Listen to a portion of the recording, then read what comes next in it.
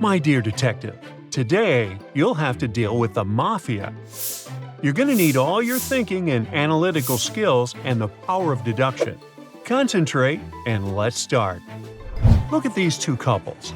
The one on the left is wearing outfits that must have cost them a pretty penny, and they're eating lobsters.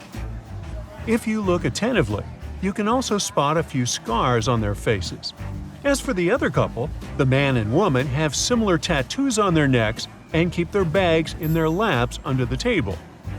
Your task is to figure out which couple belongs to the Mafia.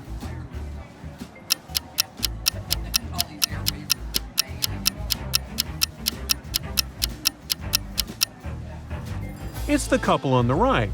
Can you see several passports peeking out of their bags? They're probably hiding behind false identities and are ready to escape at any time.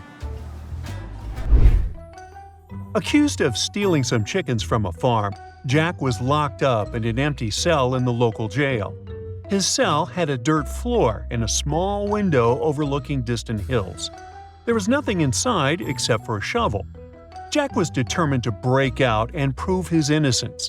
Unfortunately, the window was too high to reach, and digging a tunnel was not a feasible option since the ground beneath the dirt was rock hard. Jack didn't have enough strength to dig through it, and still, he managed to escape. How did he do it?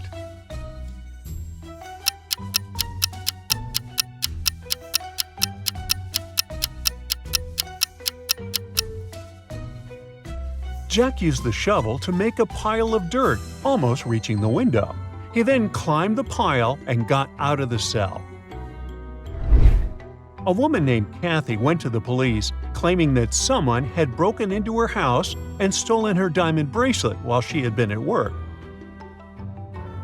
The police officers investigated the crime scene and noticed that the bedroom window was broken. There were muddy footprints all across the floor. Interestingly, the room was otherwise neat and organized. The following day, Kathy was arrested for fraud. Can you figure out why?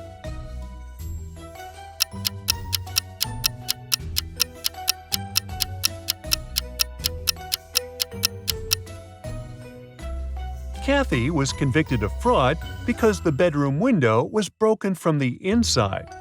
If someone had broken it from the outside, there would have been glass pieces on the bedroom floor.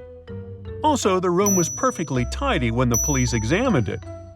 It can only mean that the so-called thief didn't need to search for jewelry since they knew exactly where it was. A detective, who was only days away from discovering the identity of a wanted gang boss, suddenly went missing. He left behind just one note with a few numbers. Currently, the police have 3 suspects. Their names are Bill, Lucky, and Greg. Can you crack this code and find the person responsible for the disappearance of the detective?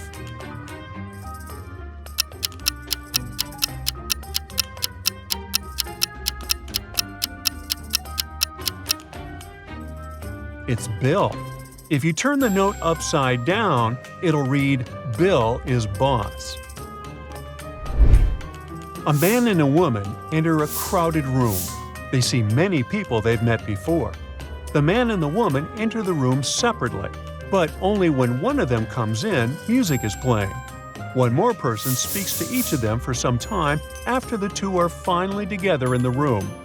The crowd remains quiet for the most part of the process.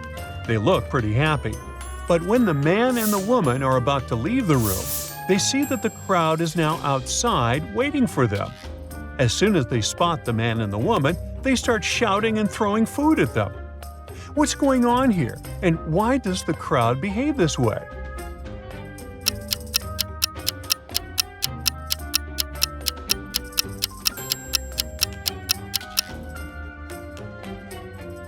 The answer is simple. The man and the woman are getting married, and the food thrown at them is rice. 5 people are sitting around a table playing Mafia. Among them, there are 2 innocent citizens, 2 mafiosos, and 1 detective. The Mafia people know each other. The detective knows who each of them is, and the innocent people have no information whatsoever about anyone at the table. During this particular game, the innocent citizens and the detective always tell the truth, while the Mafia people always lie. They start by making the following statements one by one. A. I know who B is. B. I know who the detective is. C. I know who B is. D. I know who E is. Can you figure out who is who?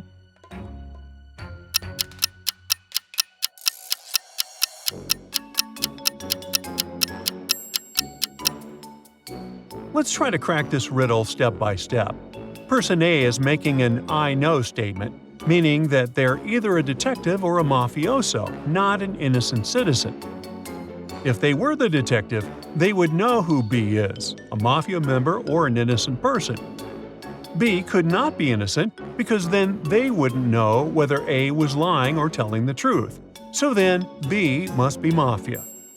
But if B were mafia, then they would know that A is the detective, and thus they wouldn't be able to say they know who the detective is because the mafia always lies. So then A must be a mafia member. Let's call them Mafia 1. Then A is lying and does not know who B is, which means B is either an innocent citizen or the detective. B makes an I know statement, so they must be the detective. Anyone could have figured this out, so now even the innocents know that A is a mafia member and B is the detective. Thus, C does know who B is, and since they're telling the truth, C must be innocent. Now we are left with one mafioso and one innocent citizen. D knows what they themselves are and thus knows what E is. Then the statement D makes is true, meaning D is also an innocent citizen, leaving E to be Mafia 2. So, A is Mafia, B is detective, C is innocent, D is innocent, E is Mafia. Look at this image very carefully. Can you crack the code the Mafia are looking for? A small hint, if you have such an option. Try to view this image on your smartphone.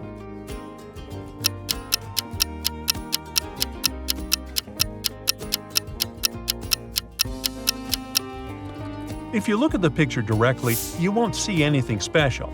Now take a look at it on your phone, holding it flat and looking diagonally over your screen from the side of the microphone. You're likely to see the words, "The code is the outcome." If you turn your phone a quarter turn to the left, you will read from 5 times 5. So the answer to this riddle is 25. After a day of sunbathing in the garden, Sophia decides to go home. She walks through all the doors once and closes them behind her back. Look at the scheme of the house and try to figure out which room is her bedroom.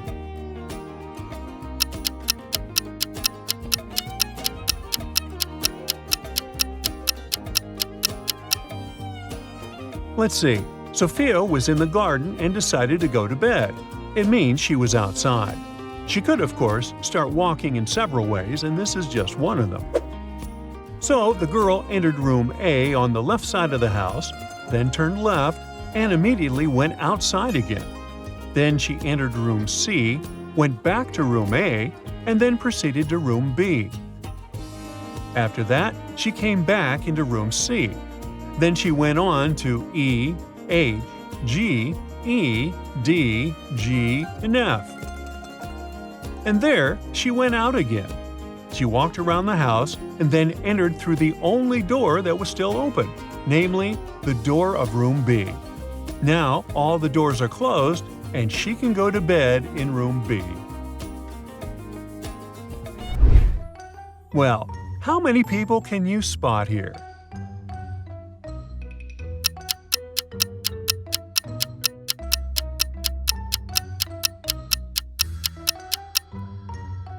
Six.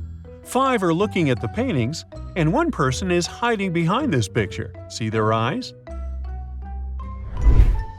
A man got kidnapped.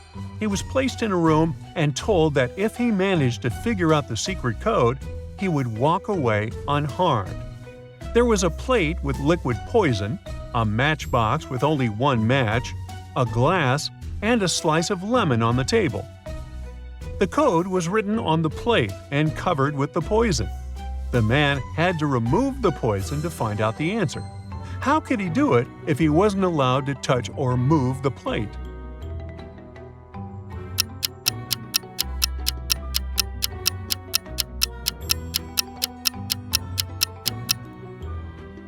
That's what he had to do, and this is the code.